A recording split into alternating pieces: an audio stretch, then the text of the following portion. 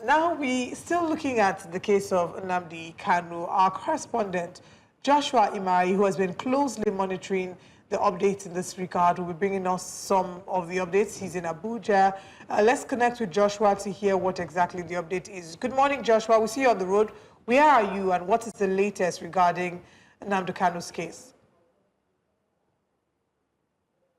And I am currently at the airport to the connection with the airport here in Abuja, and this road leads directly to the city center. As you can see, most of the residents are trying to make their way to their different workplaces, and everything is going on smoothly. Passengers are boarding vehicles, mostly private vehicles. There seems to be a little amount of government-owned vehicles. When I mean government-owned vehicles, I mean mass transit for residents in this area. But moving on to the trial of Nnamdi Kanu, the court was thrown into surprise and awe yesterday as Nnamdi Kanu, who was present to defend himself, turned to the judge and raised his hands like that of the former and said to the court, "My Lord, help me thank God, because I have looked at the case leveled against me by the federal government. I have studied it, and I can tell you that there is no valid case against me. Help me thank God, my Lord." And he also told the judge that, looking at the fact that, based on what he says, that there is no solid case against him, he told the court to reason immediately or perhaps granting bail on false ground.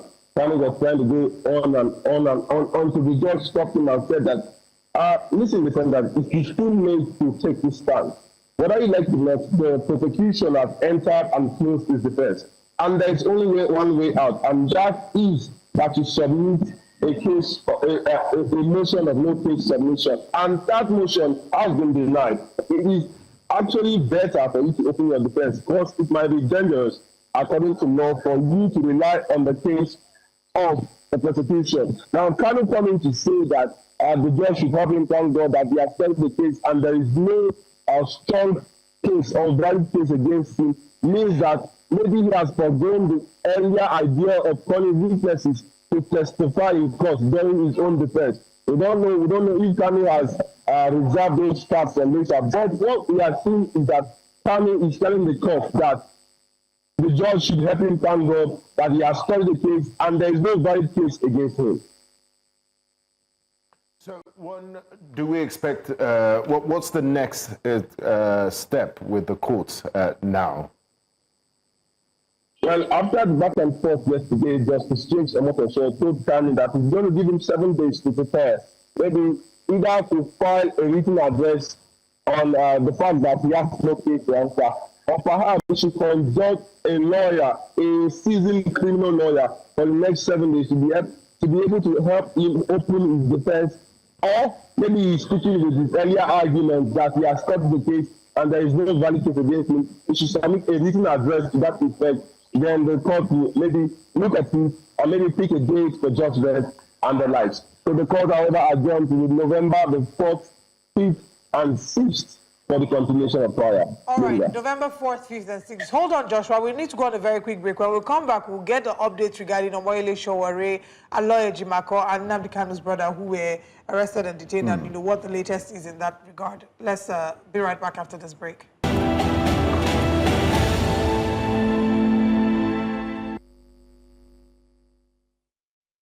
Welcome back. We still have our correspondent Joshua Imarayi, who's bringing us the latest regarding Nnamdi Kanu's case, and the next court date being November 4th, 5th, and 6th. I got that correctly, Joshua, right? Okay. What is the latest regarding Omoyele Sowore as well as Aloy Ejimako? Do you have any information on Aloy Ejimako as well as Nnamdi Kanu's brother who were arrested and detained by the police? We hear that Omoyele Sowore has been set free or has been let go.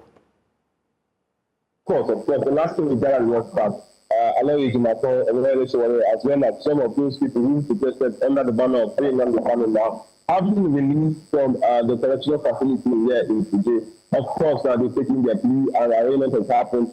And maybe in the coming days, they are expected to commence the trial in full state to see if there is any substance of the allegation leveled against them by the Nigerian police force. But the Nigerian police force is still insistent that this set of persons just wanted to commence mayhem they were saying that they went against the court order, which barred them from protesting in certain parts of the capital city here in Abuja, and that the whole protest was geared to prevent trouble. And for a fact that the case is before a law court in Federal High Court in Abuja, that there was no need for such protest. So that is the fact of the police and the rights of Obele and those who are still hell-bent on going on this protest are saying that no, we want Nnamdi Kanu released, and we want him released as soon as possible. They are even citing some previous court judgments right from the Court of Appeal.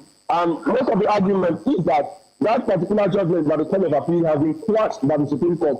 Hence, it is no longer binding according to law. And the court is reiterating when Nnamdi Kanu tried to raise that particular judgment of the Court of Appeal, because most of the arguments Nnamdi Kanu has been raising are arguments on point of law, particularly for the court's decision to try him, or perhaps the Court of Appeal judgment. But the court is telling him that, look, defendants, the only way you can be shut free from this court is when you open your defense, close your defense. Because when you submitted the case, a motion of no case submission, the court ruled out on it, and they are saying, the court is saying that you have to open your defense to be able to prove beyond reasonable doubt. Because if you don't open your defense, you are relying on the argument of the prosecution, and it is quite dangerous for a defendant to rely on the argument of the prosecution for his defense.